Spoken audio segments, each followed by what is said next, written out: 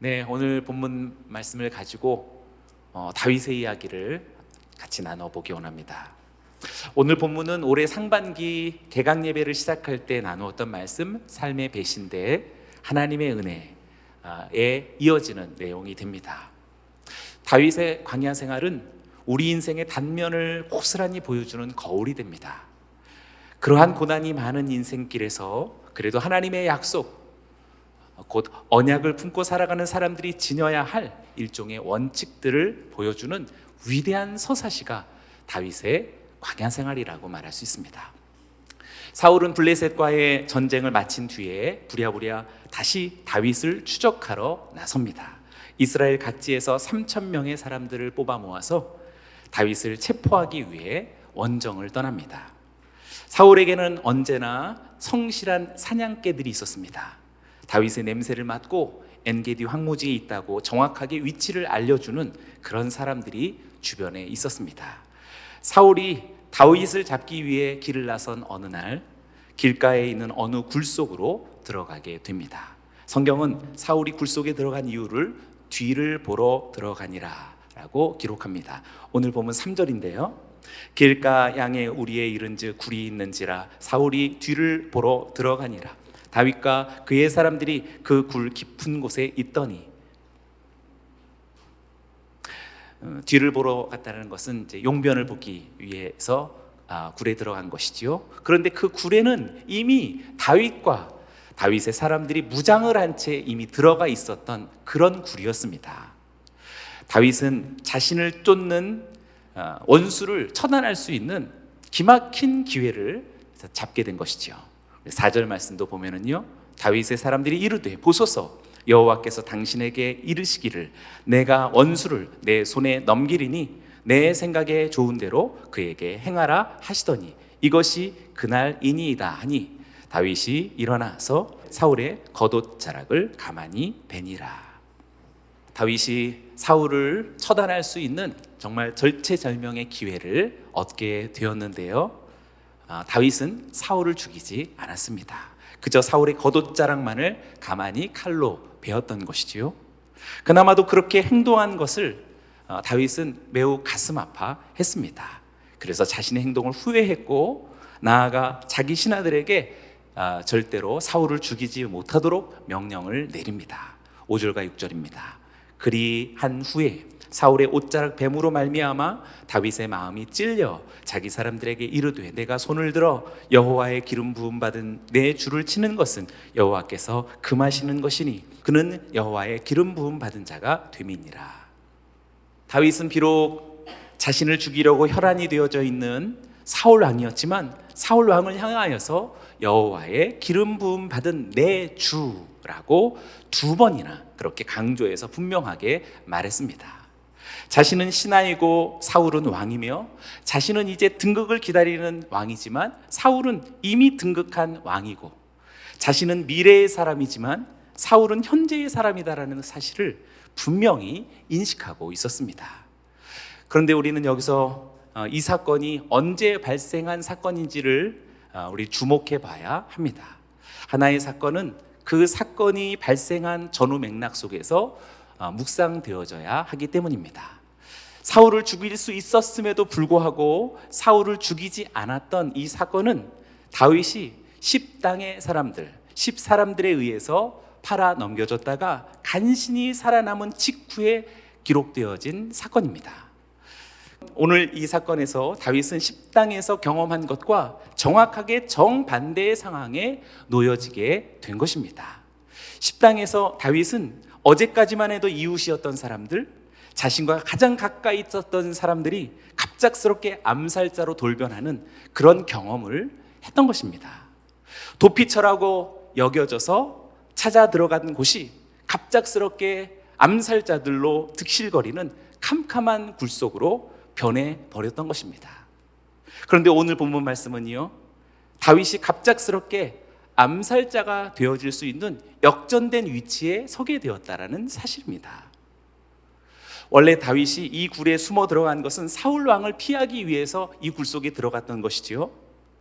그런데 사울 왕이 하나님의 섭리를 따라서 그 굴 속으로 스스로 들어왔던 것입니다. 처음에 다윗이 도피자로서 굴 속에 들어왔는데 그 도피처에서 갑작스럽게 암살자가 되어질 수 있는 기막힌 찬스를 얻게 되었던 것입니다.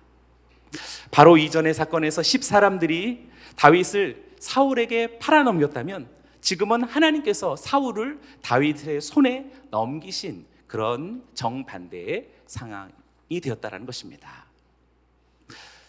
결국 사울이 누리려던 것을 다윗이 누리게 된 것이고, 다윗이 당하던 어려움을 사울이 당하게 되었다라는 사실입니다. 그리고 이것이 바로 하나님의 역전의 일종의 원리와 방정식과 같은 모습입니다. 하나님께서 다윗을 위로하는 구체적인 방법이기도 합니다. 다윗이 그토록 힘겨워하던 배신과 팔려감을 거꾸로 다윗이 누릴 수 있도록 하나님은 이렇게 섭리해 주신 것입니다. 아마도 모세도 그런 마음을 가졌었는지 시편 90편 15절 말씀 속에 이런 기억할 만한 노래를 남겨줬습니다. 우리를 괴롭게 하신 날수대로와 우리가 화를 당한 연수대로 우리를 기쁘게 하소서. 이와 같은 마음처럼 하나님께서는 우리들에게 반드시 역전의 기회를 주시고 반전의 상황 속에 놓여서 하나님의 살아계심을 드러내시고 하나님의 뜻을 저와 여러분들의 삶 속에서 고스란히 이루어 가실 줄로 믿습니다. 이것만이 아닙니다. 이런 역전의 모습은 사람들의 말이 역전되는 것도 포함하고 있습니다. 오늘의 다윗의 상황과 어제의 다윗의 상황이 보여주는 철저한 대조가 주변 사람들의 떠드는 소리 속에서도 포함되어져 있는 것입니다. 10사람들은 사울에게 다윗의 거처를 밀고 할 때 이렇게 말했었습니다. 23장 19절에서 20절인데요. 그때 10사람들이 기브아에 이르러 사울에게 나와 이르되 다윗이 우리와 함께 광야 남쪽 하길라 산 숲을 요새에 숨지 아니하였나이까. 그러하온즉 왕은 내려오시기를 원하시는 대로 내려오소서. 그를 왕의 손에 넘길 것이 우리의 의문이다 하니. 10사람들의 말이죠. 그런데 오늘 본문 4절을 보십시오. 다윗의 사람들의 말입니다. 다윗의 사람들이 이르되 보소서 여호와께서 당신에게 이르시기를 내가 원수를 내 손에 넘기리니 내 생각에 좋은 대로 그에게 행하라 하시더니 이것이 그날이니이다 하니. 놀랍게 동일하죠. 다윗의 사람들은 하나님께서 지금 사울을 당신의 손에 붙이셨으니 지금 끝장을 보자라고 다윗에게 촉구하고 있습니다. 주변 사람들의 말이 전면적으로 바뀌었습니다. 10사람들이 사울에게, 그리고 다윗의 사람들이 다윗에게 똑같은 말로서 동일한 상황을 맞고 있는 것이지요. 지금 다윗이 경험하고 있는 것은 완전히 역전된 상황입니다. 다윗의 입장도 역전되었고 사울의 입장도, 다윗의 주변 사람들의 입장도, 그리고 사건의 정황 자체도 완전히 뒤집혔습니다. 지금 다윗은 역전시키시는 하나님을 정말 생생하게 경험하고 있는 중입니다. 모든 것을 뒤집어 놓으시는 하나님, 상황을 뒤집어 보이면서 다윗을 향하여서 놀라운 위로와 격려를 보내시는 하나님의 의도를 우리는 여기서 발견할 수 있습니다. 그러니 너는 내가 준 언약을 붙잡고 확신 가운데 거하라. 두려워 말라. 내가 너를 불렀고 내가 너를 도와줄 것이다 라고 하나님은 사건 속에서 계속 말씀해 주고 계십니다. 절망 끝에서 상상할 수도 없는 위대한 하나님의 역전을 맛보는 그런 신앙생활, 이것이 바로 다윗이 누렸던 감동의 광야 생활이라고 말할 수 있습니다. 그런데 다윗은 사울을 죽일 수 있었음에도 불구하고 사울을 놓아주었습니다. 굴에서 나와서 저만큼 간 사울 뒤에서 다윗은 큰 소리로 외칩니다. 내 주 왕이여. 사울이 뒤를 돌아볼 때 다윗은 사울을 보고 땅에 엎드려 절합니다. 다윗이 왕을 해하려 한다고 하는 사람들의 말을 왕은 어찌하여 들으시나이까? 왕은 여호와의 기름 부음을 받은 자이시니이다 라고 그렇게 고백합니다. 거리는 멀었지만 다윗의 외침을 사울이 들었습니다. 사울은 다윗이 자신을 죽일 수 있었음에도 불구하고 살려주었음에 감격해하고 이렇게 화답합니다. 사울의 화답하는 말을 우리는 잘 경청해 볼 필요가 있습니다. 거기에는 놀라운 의미가 담겨져 있습니다. 사울을 통하여서 평생 잊을 수 없는 하나님의 위로가 그 목소리 속에 담겨 있던 것입니다. 사무엘상 24장 16절부터 22절까지 제가 빠른 읽기로 읽어봅니다. 눈으로 따라와 보시죠. 다윗이 사울에게 이같이 말하기를 마침에 사울이 이르되 내 아들 다윗아 이것이 내 목소리냐 하고 소리를 높여 울며 다윗에게 이르되 나는 너를 학대하되 너는 나를 선대하니 너는 나보다 의롭도다. 내가 나 선대한 것을 오늘 나타냈나니 여호와께서 나를 내 손에 넘기셨으나 내가 나를 죽이지 아니하였도다. 사람이 그의 원수를 만나면 그를 평안히 가게 하겠느냐? 내가 오늘 내게 행한 일로 말미암아 여호와께서 내게 선으로 갚으시기를 원하노라. 보라, 나는 내가 반드시 왕이 될 것을 알고 이스라엘 나라가 내 손에 견고히 설 것을 아노니 그런즉 너는 내 후손을 끊지 아니하며 내 아버지의 집에서 내 이름을 멸하지 아니할 것을 이제 여호와의 이름으로 내게 맹세하라 하니라. 다윗이 사울에게 맹세하며 사울은 집으로 돌아가고 다윗과 그의 사람들은 요새로 올라가니라. 사울의 고백 속에 정말 진실이 담겨져 있지요. 그런데 이 진실 속에 매우 중요한 표현이 섞여 있습니다. 그것은 다윗 너가 왕이 될 것이다 라는 이야기를 하고 있는 것입니다. 24장 20절의 말씀만 다시 읽어보죠. 보라, 나는 내가 반드시 왕이 될 것을 알고 이스라엘 나라가 내 손에 견고히 설 것을 아노니. 원수의 입을 통하여서 하나님께서 섭리하시는 음성이 들려지고 있는 것이라고 함께 같이 듣고 있나요? 우리가 지금 묵상하고 있는 오늘 본문의 위치는 죽음의 위험에 직면한 후 좌절하기에 너무나 쉬운 다윗을 향하여서 역전의 하나님을 보여주시는 위치에 있다라는 사실입니다. 언약에 대한 믿음과 소망이 흔들리려 할 때마다 다시금 언약을 굳건히 확신시켜 주시는 하나님의 무한한 격려와 위로가 나타나고 있다는 사실입니다. 이것이 바로 다윗과 사울이 대화하고 있는 본문의 위치입니다. 이런 상황은 지금 오늘 24장인데요 사무엘상 26장에서도 동일한 패턴으로 반복되어 나타납니다. 26장에서도 정말 악한 밀고자들인 10사람들이 또다시 사울에게 가서 다윗을 잡아가라고 밀고 합니다. 그래서 그때도 사울은 3,000명을 거느리고 다윗을 잡기 위해 나서지요. 그런데 그때도 다윗은 사울을 죽일 수 있는 기가 막힌 찬스를 또 얻습니다. 군사들이 모두 잠에 빠졌고 물론 하나님이 재우신 것입니다. 그 한가운데서 잠자고 있던 사울 바로 옆에까지 다윗과 아비새가 다가갈 수 있었습니다. 다윗은 그때도 사울을 죽일 수 있었지만 그렇게 하지 않았습니다. 대신 증거물로서 사울의 창과 물병을 들고 나왔습니다. 다윗은 사울로부터 멀리 떨어진 산꼭대기에 올라가서 또 한 번 사울과 대화할 수 있는 기회를 갖게 됩니다. 그때도 사울은 자신을 죽이지 않은 다윗을 감격해했습니다. 서로 소리치면서 주고받은 대화 내용 중에 바로 이러한 사울의 고백 속에 또 이런 고백이 있습니다. 26장 25절입니다. 제가 읽어봅니다. 사울이 다윗에게 이르되 내 아들 다윗아 내게 복이 있을지로다. 내가 큰 일을 행하겠고 반드시 승리를 얻으리라 하니라. 다윗은 자기 길로 가고 사울은 자기 곳으로 돌아가니라. 우리는 여기서 중요한 공통점 몇 가지를 발견하게 됩니다. 하나님께서는 다윗에게 반복적으로 다윗이 왕이 될 것이다라는 것을 확인시켜 주셨다라는 것입니다. 언제? 그것도 사울의 왕갓 사람들을 통하여서 항상 다윗을 죽이려는 사울 왕의 공격 이후에 나타났다라는 사실입니다. 다윗이 언약을 소유하고는 있지만 그 언약을 바라보는 믿음이 희미해져가고 꺼져갈 무렵 즈음에 너무나도 힘들고 어려운 상황이 닥쳐올 때마다 하나님께서는 다윗을 다시 더 굳건한 믿음에 세우시고자 내가 왕이 될 것이다라는 사실을 확신시켜 주셨던 것입니다. 그것도 대적의 입술을 통하여서 그렇게 확신시켜 주신 것입니다. 저는 여러분들의 삶 속에서도 다윗에게 나타난 이러한 정황이 여러분들의 삶 속에서도 고스란히 반복될 줄로 믿습니다. 저와 여러분들의 믿음이 희미해져 갈 때마다 하나님이 우리에게 주신 사명과 언약이 꺼져갈 그 즈음에서 하나님은 반드시 원수의 입술을 통하여서 우리들에게 정말 놀라울 수 있는 하나님의 승리를 약속시켜 줄 줄로 믿습니다.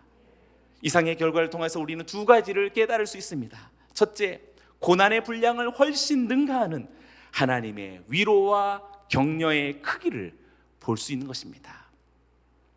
하나님은 다윗에게 왕으로 삼겠다라는 언약을 주셨습니다. 그러나 그 언약을 품고 있는 다윗을 도피자로서 몰아넣으신 분은 다름 아닌 하나님이십니다. 언약을 주셨던 그분이 언약이 성취되지 않을 것만 같은 그런 환경 속으로 다윗을 계속 몰아가셨던 것입니다. 그리고서 다윗이 그냥 단순히 도피 생활하도록 내버려 두지 않으시고 도피 생활 중에도 사울 왕의 위협과 추격에 시달리게 만드신 것입니다. 야속하지요? 어떤 면에서 보면 도피 생활만으로도 벅찬 다윗에게 그의 힘과 능력으로는 도무지 감당할 수 없는 극심한 위협 속으로 다윗을 몰아세우신 것입니다. 그리고서는 어느덧 하나님의 인도하심을 통해서 그 위협을 벗어나도록 다윗을 또한 이끌어 가십니다. 다윗은 이런 과정을 거치면서 점점 더 성숙해져 가고 그리스도의 예표되어진 왕으로서 준비되어져 가는 것입니다.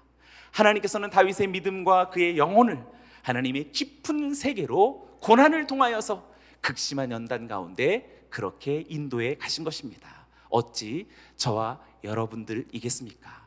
여기 있는 저와 여러분들에게도 혹시 지금 고난 가운데 있고 너무나도 감당할 수 없을 만큼의 고통 속에 있다면 고스란히 다윗에게 행하셨던 하나님의 은혜가 여러분들에게 시작될 줄로 믿습니다. 둘째는 하나님께서는 대적의 입을 통해서 언약을 확증해 주신다라는 사실입니다. 하나님께서는 이 세상 그 어느 누구도 흉내낼 수 없는 기가 막힌 반전 그리고 가장 드라마틱한 방법을 사용하시는 데 능하신 분이십니다. 우리 하나님이 얼마나 멋진 분이신지 저와 여러분들이 경험하기 원하고 말씀 속에서도 경험하고 실제 생활 속에서도 경험해서 찬송을 금할 수 없는 저와 여러분들이길 원합니다. 우리는 억장이 무너지는 눈물로써 고통스러워할 때 하나님의 약속이 취소된 것 같기도 하고 그리고 성취되지 않을 것만 같은 그런 암담한 상황에 빠져 있을 때 하나님께서는 원수와 대적의 입술을 통해서 내가 너를 사랑한다.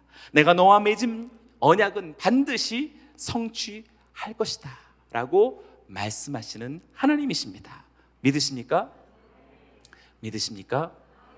여기서 언약이라는 것이 잘 뭔지 모르겠다면 그냥 예수를 믿는 삶이라고 해도 다르지 않습니다.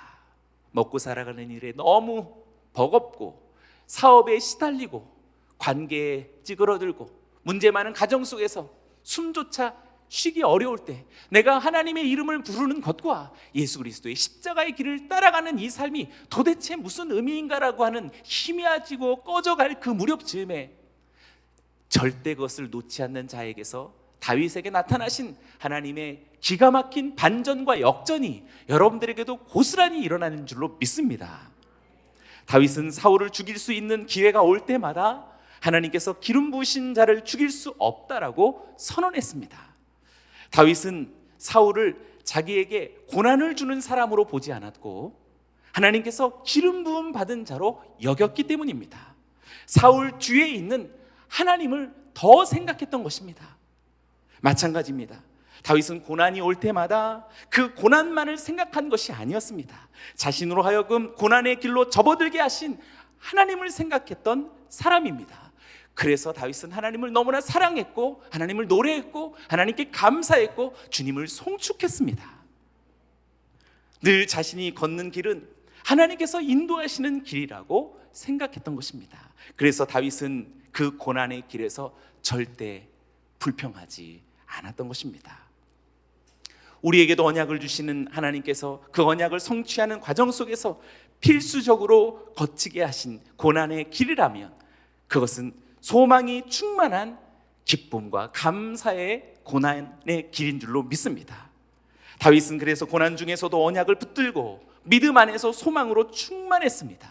그래서 언약을 품고 광야로 나서는 하나님의 용사가 될 수 있었던 것입니다.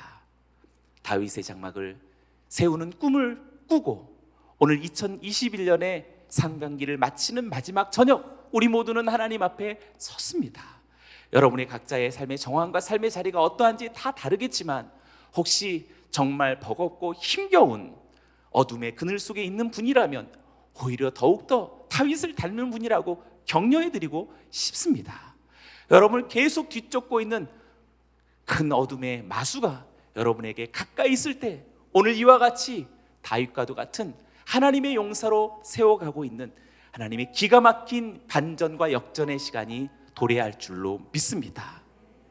저와 여러분들이 그런 꿈을 꾸고 확신을 갖고 우리도 다윗처럼 용맹스럽고 우리도 하나님 앞에 다윗처럼 노래하고 그리고 우리도 다윗처럼 그렇게 하나님 앞에 앞날 미래와 주님의 성전과 주님의 나라를 맞이하고 준비해가고 세워나가는 우리 모두가 되기를 주의 이름으로 축원합니다. 할렐루야. 우리 하나님께 영광의 박수 올려드립니다.